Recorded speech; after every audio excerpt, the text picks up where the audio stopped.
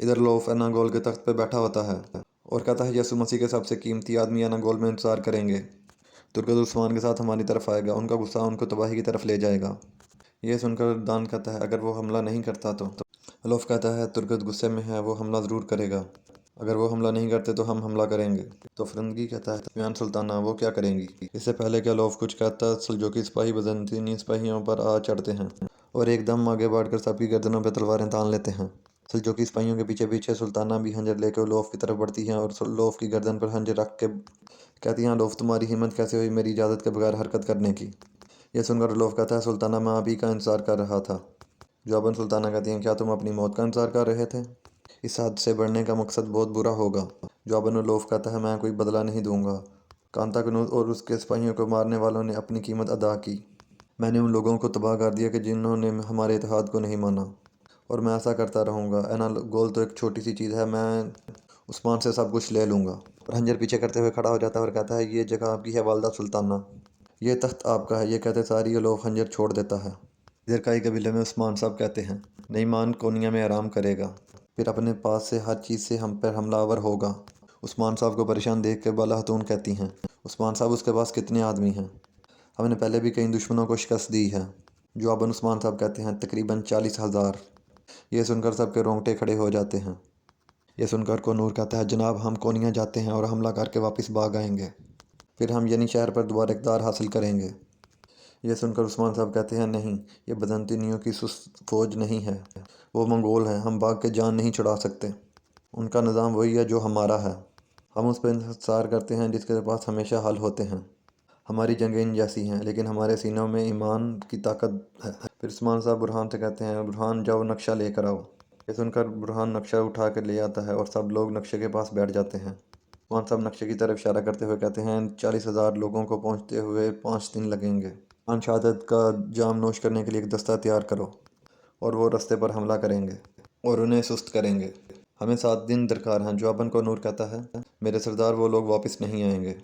जवाबन उस्मान साहब कहते हैं ये सब बात उनको बता के ही वहाँ भेजना।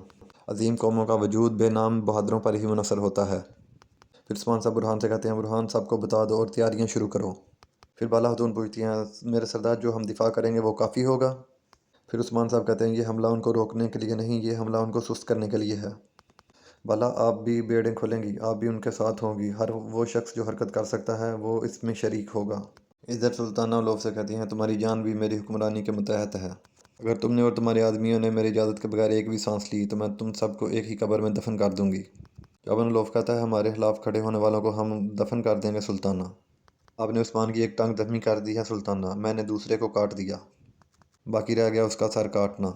जवाबन सुल्ताना कहती है हम काटेंगे, हम काटेंगे, लेकिन जब वक्त आएगा तब। ओलोफ कहता है तुर्कत एनागोल की सरहदों पर है, समझ गया है कि वो खुद अकेला किला हासिल नहीं कर सकता, जल्दी वो उस्मान के साथ मिलकर हमला करेगा, मैं उनके दिल चीर कर बाहर निकाल दूंगा। यह सुनकर सुल्ताना कहती है जब तक तुम तुर्गत और उस्मान का सर नहीं काटते तब तक तुम्हें इजाज़त है, लेकिन एनागोल में किसी अवाम को नुकसान नहीं पहुंचना चाहिए लोफ। इस लम्हे ओची वहाँ पर आके कहता है नीमान की फ़ौज कोनिया पहुँच गई है सुल्ताना। यह सुनकर सुल्ताना परेशान होकर उठ कर खड़ी हो जाती है और कहती है उनके हर कदम की मुझे खबर देते रहना ओची।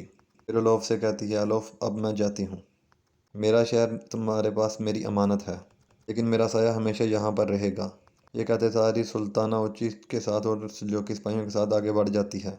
कई कबीले में उस्मान साहब नक्शे की तरफ देख कर मनसूबा तरतीब दे रहे होते हैं। याकूब भाई, नस्बिया भी और जानदार भी, मैं इन तमाम सरदारों का दौरा करने जा रहा हूँ।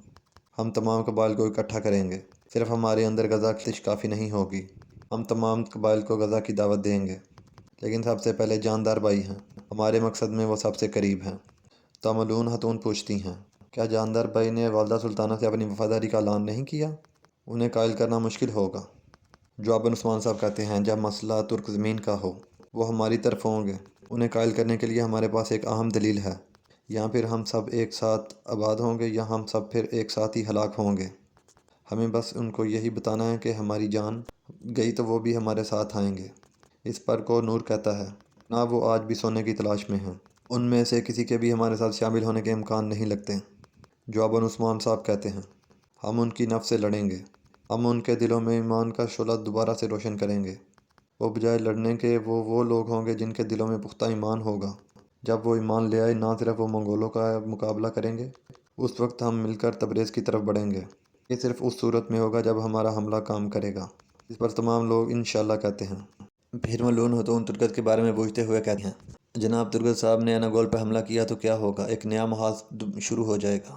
عثمان صاحب کے جواب دینے سے پہلے ہی کمرے میں ایک سپاہی آتا ہے اور کہتا ہے کہ ترگت صاحب آئے ہیں۔ جواباً عثمان صاحب کہتے ہیں، اسے اندر آنے دو۔ پھر عثمان صاحب کہتے ہیں، مجھے اور ترگت کو اکیلا چھوڑ دو۔